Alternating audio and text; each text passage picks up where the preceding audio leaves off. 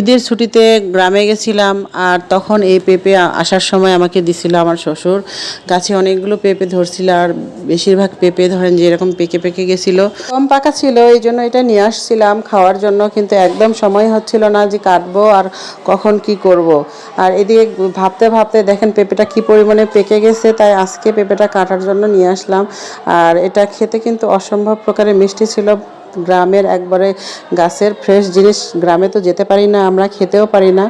আর এই সারা বছর পর একদিন যাওয়া হয়, আর গেলে দেখা যায় যে অনেক কিছু গ্রাম থেকে আনা হয়। আমরা শহরে যেগুলা খাই একটাও তো অথেন্টিক না, সবগুলোর মধ্যেই কেমিক্যাল দেওয়া থাকে, ফরমালিন থাকে। আর এগুলোতে একদম কোনো ফরমালিন নয়, ফ্রেশ ফ্রেশ একবারে তাজা, আর সেই রকম মিষ্টি খেতে। আর এই পেঁপে নিয়ে আমি বসে গেছি দেখেন। গ্রামে গেছিলাম ঈদের ছুটিতে, তখন পেঁপে নিয়ে আসছিলাম। তো পেঁপেটা পেকে গেছে আরও বেশি, ফ্রিজে রেখে দিয়েছি।